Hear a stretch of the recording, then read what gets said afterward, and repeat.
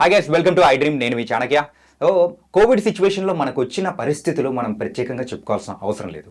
ఒక ఉద్యోగం పరంగా కానీ, డబ్బుల పరంగా కానీ, ప్రతి ఒక్క దాని పరంగా మనము చాలా ఇబ్బంది పడ్డాం.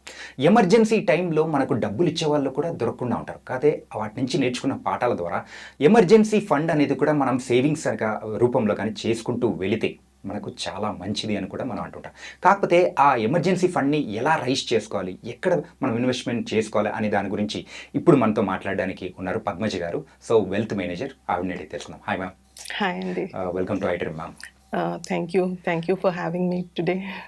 మ్యామ్, కోవిడ్ సిచ్యువేషన్స్లో మనమైతే ఎంత ఇబ్బందులు పడ్డామో తెలుసు. మెయిన్గా హెల్త్ పరంగా అయితే, ఇంకొకటి ఫైనాన్షియల్ పరంగా ఇబ్బందులు పడ్డాం. సో అలాంటి సిచ్యువేషన్స్ ఫ్యూచర్లో రాకుండా ఉండాలంటే ఒక ఎమర్జెన్సీ ఫండ్ అనేది కూడా అవసరమని ప్రతి ఒక్కరు అనుకునే ఉంటారు. అయితే అలా ఎమర్జెన్సీ ఫండ్ అనేది మనము అలా ఇన్వెస్ట్మెంట్ కానీ ఇలా చేసుకుంటూ వెళ్ళాలంటే ఏం చేయాలి? మొదటగా ఎమర్జెన్సీ ఫండ్ అన్నది ఎందుకు ఉపయోగం అండ్ దాని యొక్క ఇంపార్టెన్స్ ఏంటి అన్నది ముందు చెప్తానండి. కోవిడ్ సిచ్యుయేషన్ మీరు రైట్గా చెప్పారు.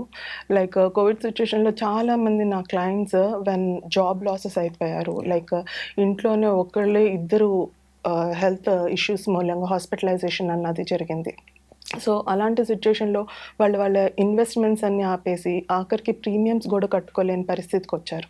సో ఇలాంటి సందర్భాలు మనకి ఫ్యూచర్లో ఇబ్బంది పడకుండా కంటిన్యూ చేయాలి అంటే కనుక మనకు ఒక ఎమర్జెన్సీ ఫండ్ అన్నది, అంటే అత్యవసరమైన పరిస్థితుల్లో మనము ఈ ఫండ్ని యూజ్ చేస్తామన్నమాట. సో ఈ ఫండ్ని ఇంకా వేటి యొక్క ఆస్పెక్ట్స్ని మనం దృష్టిలో పెట్టుకుని ఈ ఫండ్ని అక్యూములేట్ చేయాలి అన్నది నేను డిస్కస్ చేస్తాను ఫస్ట్గా.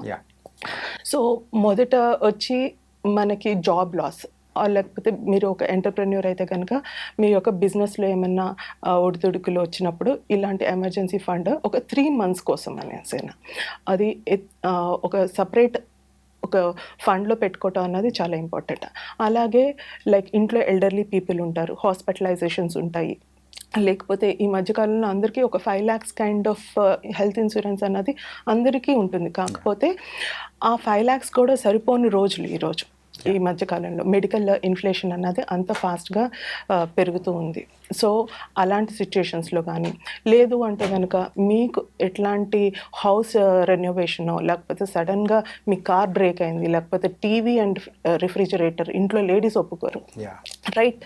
సో ఇలాంటి సిచ్యుయేషన్లో మీరు ఇమీడియట్గా మీకు ఆ అమౌంట్ని సర్దుకోవాలి అంటే మీరు మీ యొక్క ఇన్వెస్ట్మెంట్స్ ఆపటమో, లేకపోతే ఉన్న సేవింగ్స్ని తీయటమో లాంటివి పనిచేస్తూ ఉంటారు, which will effect you in your wealth creation. Me retirement funds కానీ ఇవన్నీ ఇబ్బంది పడతారు ఫ్యూచర్లో. సో ఇలాంటి ఇబ్బందులు పడకుండా ఉండాలంటే minimum 3 to 6 months of your regular income, అంటే మీ హౌస్ హోల్డ్ ఎక్స్పెన్సెస్, అంటే హౌస్ హోల్డ్ ఎక్స్పెన్సెస్ అంటే ఏమిటి అంటే లైక్ మీ యొక్క హోమ్ లోన్ అయి ఉండొచ్చు, లేకపోతే మీ యొక్క ఇంటి ఖర్చులు, provisions, and at the same time మీ యొక్క బేసిక్ ఖర్చులు, మెయిన్ థింగ్ బేసిక్ ఖర్చులు ఏవైతే ఉంటాయో వాటన్నిటికీ ఒక 3 to 6 months వరకు డిపెండింగ్. ఎందుకంటే ఒక్కొక్కళ్ళ యొక్క లైఫ్ స్టైల్, ఇన్కమ్ లెవెల్స్ అన్నవి డిఫరెంట్గా ఉంటాయి. సో వాళ్ళ అవసరాలకి తగ్గట్టుగా ఈ యొక్క ఎమర్జెన్సీ ఫండ్ని క్రియేట్ చేసుకోవటం అన్నది చాలా ముఖ్యము.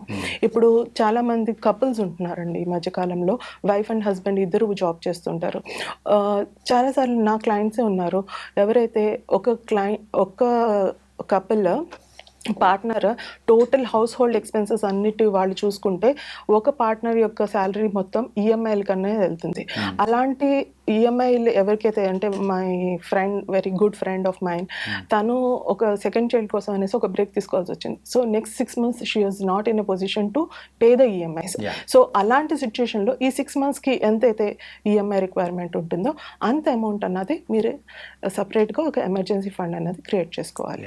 So these are the kind of situations in which emergency fund అన్నది చాలా అవసరం అవుతుంది. ఈ ఎమర్జెన్సీ ఫండ్ని మనం ఎలా క్రియేట్ చేసుకోవాలి, మనం ఎక్కడ ఇన్వెస్ట్మెంట్ చేసుకుంటే బెటర్ అంటారు?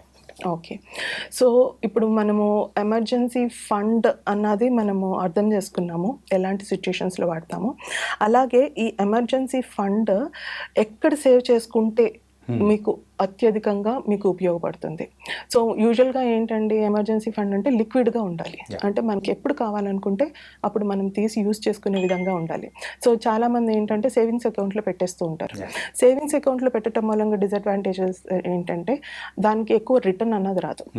హార్డ్‌లీ 3%, 2% వస్తుంది. మ్యాక్స్ అంటే 5% అంతే. మ్యాక్స్ 5%. 5%. సో, అలాగ కాకుండా మనకి ఎఫ్‌డీలో వేసుకోవచ్చు. అట్‌లీస్ట్ 6-7% వస్తుంది. లేదు అంటే మ్యూచువల్ ఫండ్స్‌లోనే ఒక separate liquid plus kind of mutual funds అన్నవి సెపరేట్‌గా ఉన్నాయి. వేర్ 7-8% వరకు కూడా మీకు రిటర్న్స్ వచ్చే అవకాశం ఉంది. ఇది లిక్విడిటీ పరంగా చూసుకుంటే కనుక మీకు ఎప్పుడైనా లిక్విడేట్ చేసుకోవచ్చు. దీనికి ఎగ్జిట్ లోడ్స్ లేవు. అండ్ ఎప్పుడైనా మీరు కావాలనుకున్నప్పుడు ఇందులో నుంచి మీరు కావాల్సినంత అమౌంటే తీసుకోవచ్చు. Okay. There is no need. Like FD అనుకోండి, మీరు టోటల్ 5 lakhs వేస్తే 5 lakhs లిక్విడేట్ చేయాలి. కానీ ఇందులో అలా కాదు. మీకు ఎంత అవసరం ఉందో అంతవరకే మీరు లిక్విడేట్ చేసుకోవచ్చు అండ్ ఆ ఫండ్ కంటిన్యూ అవుతుంటుంది. Okay. So that is the best kind of thing. Yeah, okay. And యూజువల్గా ఒక మిడిల్ క్లాస్ పర్సన్ సో ఇలాంటి ఎమర్జెన్సీ ఫండ్ రైజ్ చేసుకోవడం అనేది కొంచెం కష్టంగా ఉండే అవకాశాలు ఉంటాయి కదా. అవునండి. సో వాళ్ళు ఇప్పుడు ఫర్ ఎగ్జాంపుల్ ఒక 50,000 వచ్చే పర్సన్ అనుకున్నాం అనుకోండి. సో వాళ్ళు వచ్చే ఈఎంఐస్ కానీ అన్నీ పోగా ఎమర్జెన్సీ ఫండ్గా కొంచెం అంటే ఎంత పర్సెంటేజ్ తీసి పెట్టుకుంటే బెటర్ అంటారు అప్రాక్సిమేట్లీ? ఇది అంటేనండి, ఇది డెఫినెట్లీ వాళ్ళ యొక్క ఇన్కమ్ లెవెల్స్ని బట్టి ఉంటుందండి. ఒకవేళ వాళ్ళ యొక్క శాలరీ ఎంతైతే వస్తుందో, ఓకే, శాలరీలో 5-10% ఒక ఎమర్జెన్సీ ఫండ్ క్రియేట్ చేసుకునే వరకు మీరు దాన్ని సేవ్ చేయటం అనేది స్టార్ట్ చేయండి.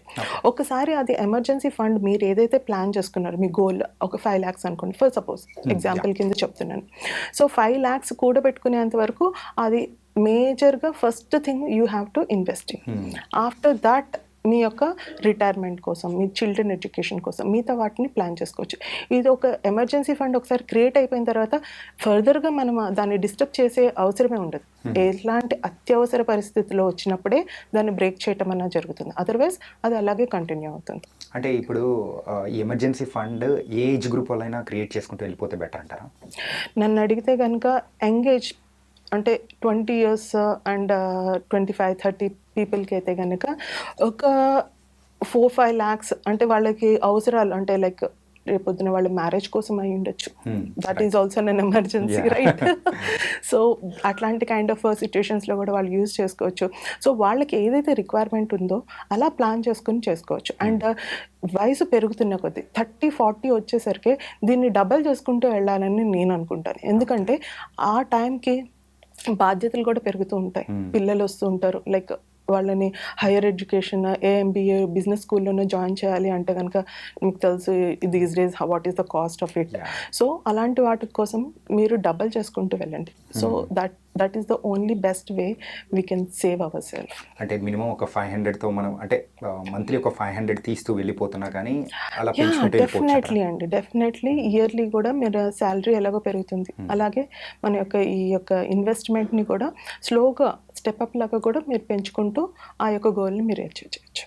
It was very nice ma'am. ఏంటంటే ఆ కోవిడ్ సిచ్యువేషన్ తర్వాత నుంచి ప్రతి ఒక్కరి మైండ్ సెట్ అనేది కంప్లీట్ మారిపోయింది.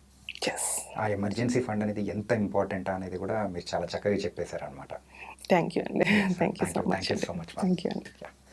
సో గైస్, మనకు ఎమర్జెన్సీ ఫండ్ అనేది ఎంత ఇంపార్టెంటో, మరి దానివల్ల దాన్ని ఎక్కడ ఇన్వెస్ట్మెంట్ చేస్తే బాగుంటుందో కూడా మన ఇక్కడ మరి వెల్త్ మేనేజర్ అయిన పద్మజ గారు చాలా చక్కగా వివరించారు. సో ఇదైతే యంగ్ ఏజ్ నుంచి మీరు స్టార్ట్ చేశారంటే మాత్రం చాలా చక్కటి ఫలితాలు అయితే ఉంటాయంటున్నారు. సో మరో ఇంటర్వ్యూతో మళ్ళీ కలుద్దాం. అంతవరకు take care. This is your Chanakya. See you.